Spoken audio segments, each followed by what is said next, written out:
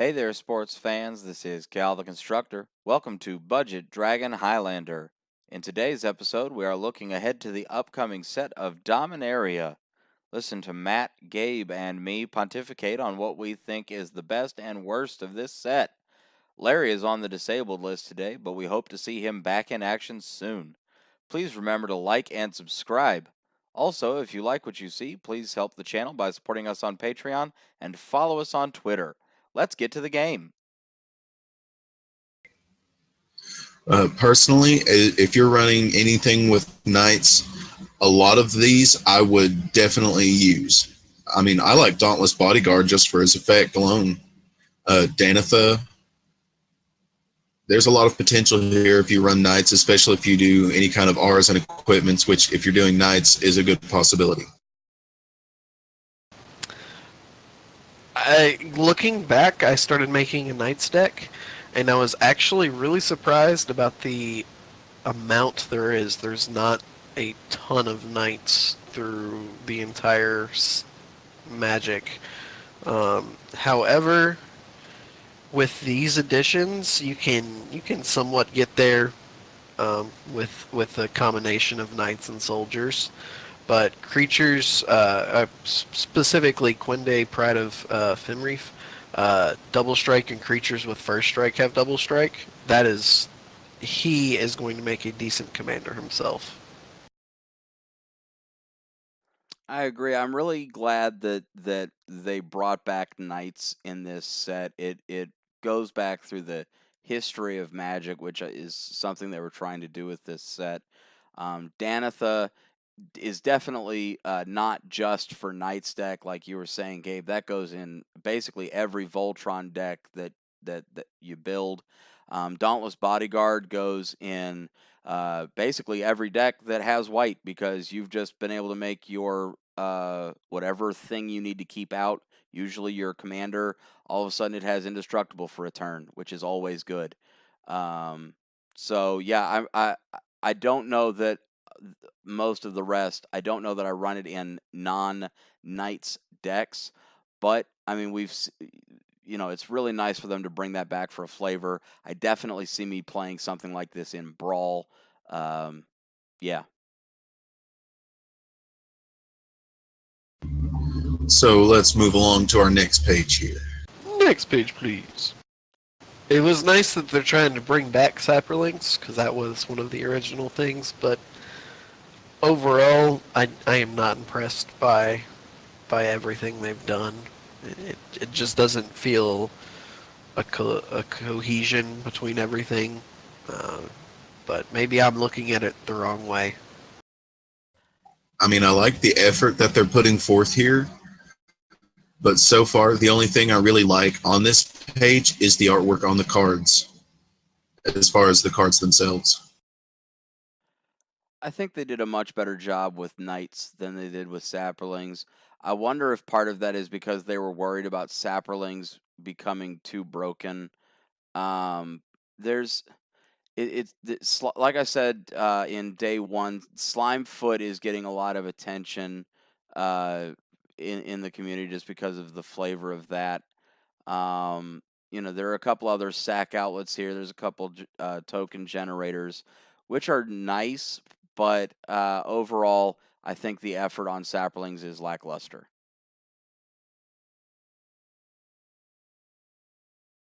And moving along. So, as we mentioned in our previous video, we saw some potential for wizards, and now we're seeing a bit more. So, I mean, especially for that artifact sorcerer's wand, for a 1-drop, you've got a pinger for 2 if you've got a useless wizard out there, which there are no useless wizards if they're done right.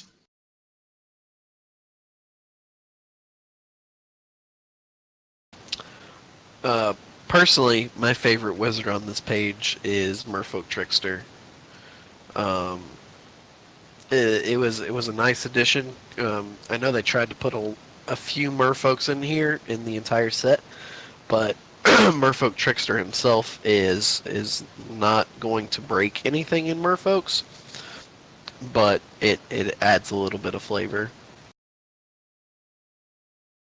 Yeah, the professor said that Merfolk Trickster is going to make a nice addition to Merfolk in Modern, and I agree. It's a really nice way to deal with something that has indestructible or something that has flying, something that has unblockable. Being able to flash it in is really nice. So that makes a really good play in control decks. These 7 cards basically show you how to start building Brawl for Wizards. All of these have a really That's nice fair. effect. Um, the Naban Dean of Iteration, I have a friend that runs an Inala deck, the last pre-constructed, and he's beefed it up a bit. And now we've got a Wizard Panharmonicon, so that's going to get really nasty. You pair Naban with Naru or with Merfolk Trickster, Firefist Adept. I mean, you look at all these enter the battlefield effects, and there's Naban just staring at you, telling you how to do it. I really think this is going to be a fun Brawl list. If you haven't started trying to do Wizards in Commander, this is going to give you the perfect excuse to start. I think this page should show Saprolings how it's done. And to point out, Naban is only a 2-drop, which to have a resonator on the field on turn 2 is silly. Well, that being said, let's skip right along to our next page, which is all about sagas.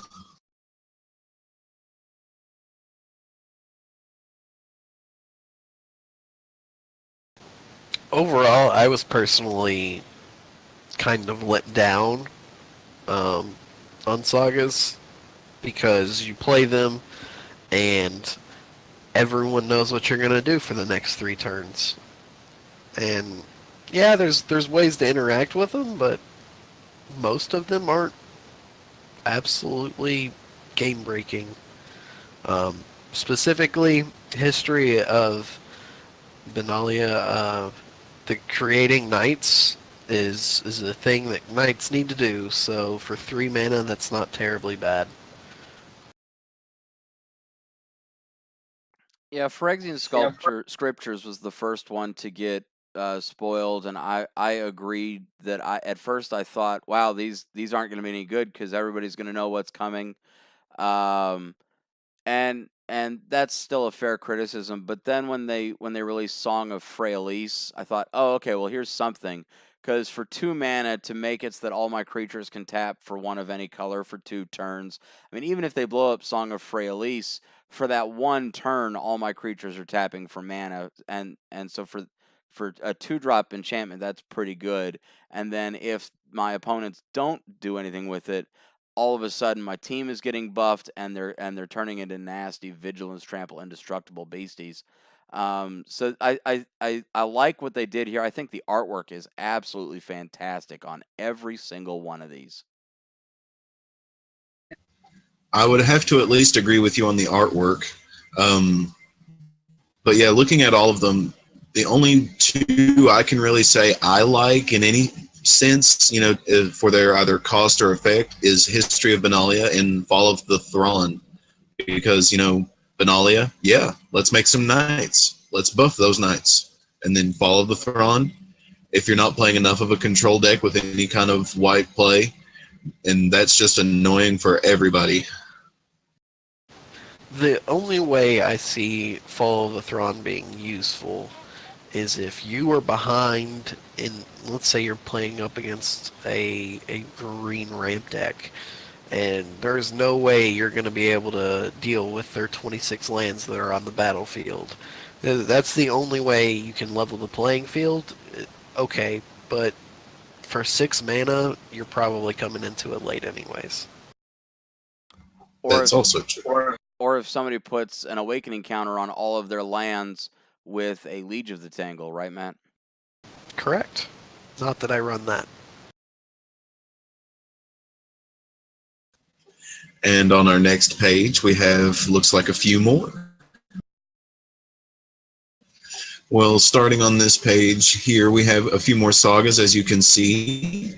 Again, I'm not the biggest fan of sagas because it's broadcasting your next 3 turns more or less.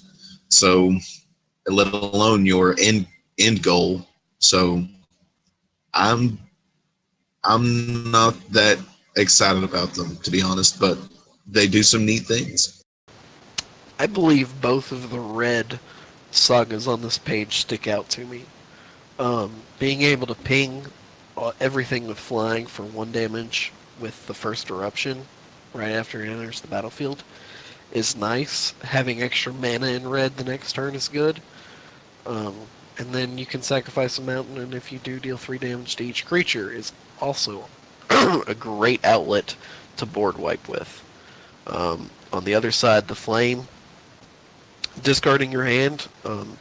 Turn 2 is a little early to be playing it, but if your hand is garbage, your hand's garbage. But being able to draw 2 cards right after, and then having a red source, if it deals damage to you, deal 2 extra damage to it. Could be an interesting finisher for red. Now, just imagine pinging first eruption with the vampire that gets +1/+1 counters for just dealing damage, or for just Correct. having dealt damage.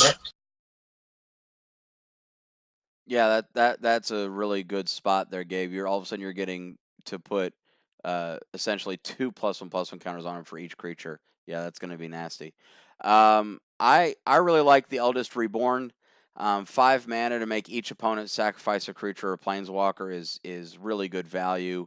And then for free to make them all discard a card is also good. And then if your opponents are silly enough to leave this around, all of a sudden you're getting a creature or planeswalker from a graveyard back. I think that's a really good card.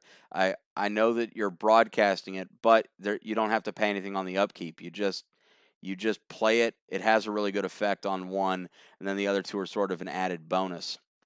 Same thing for in Mirari Conjecture. This was probably the first saga that I thought, oh, I actually am going to use this. It's going to go into my taking turns deck specifically because I get to dictate how many turns I take.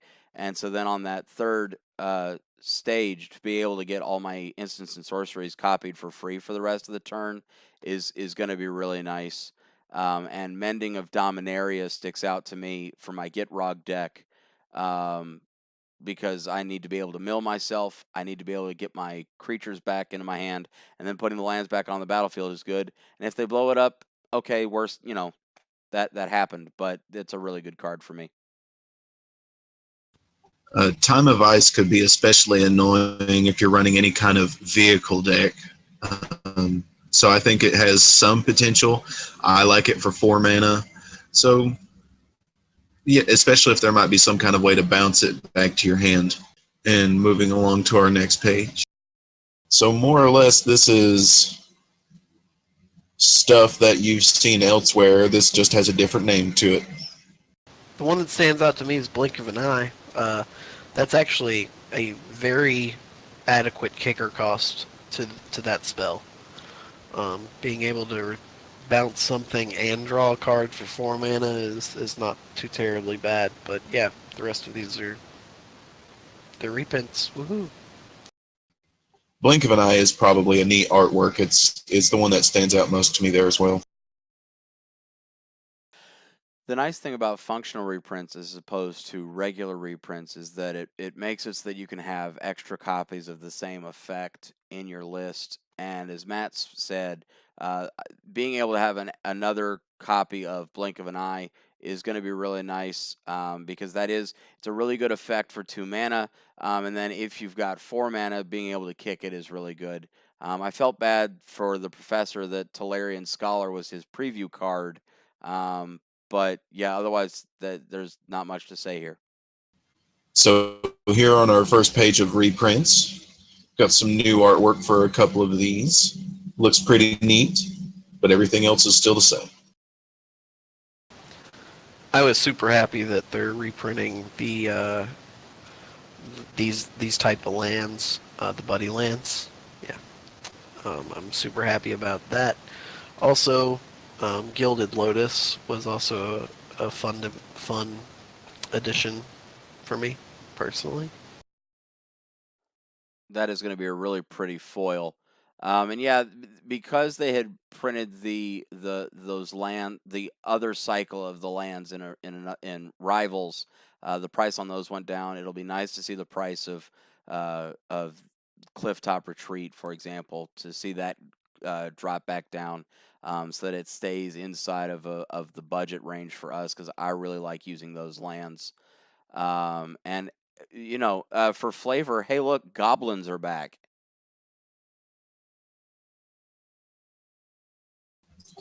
And on our next page of reprints, let's see what we've got.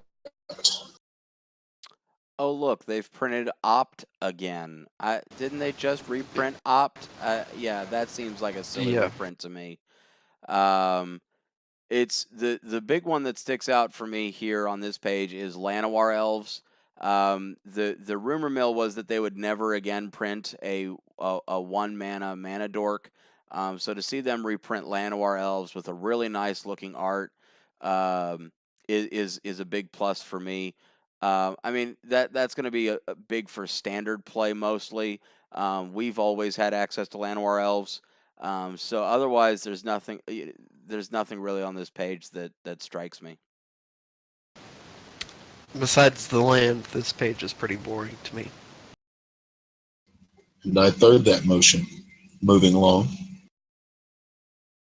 And here we have our last few page of reprints. Just to make a note, Skizzik did move down in rarity. It was did you say, Kelvin, it was a rare and it moved to uncommon? Yes. So there's that, but everything else is still the same. So take a gander. I was glad they actually reprinted Syncopate. I wasn't sure they ever would, but here we are.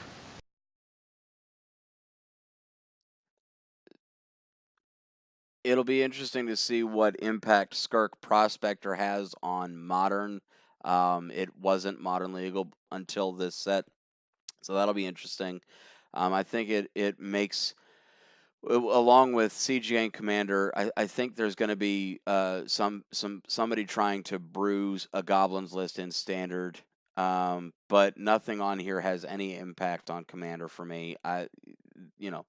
What's good in Goblins is always going to be good in Goblins. Verdant Force is a nice reprint to try to make saplings happen, but it's an 8 mana 7/7. It's going to be impossible to get to. And I mean, maybe Brawl. I guess if you're trying to build Brawl saplings, that goes in there. But otherwise, there's nothing special for me on this list. Well, there you have it, sports fans. Another one in the books. Be sure to like, subscribe, hit us up on Patreon and Twitter, and come back next week for the next episode of Budget Dragon Highlander.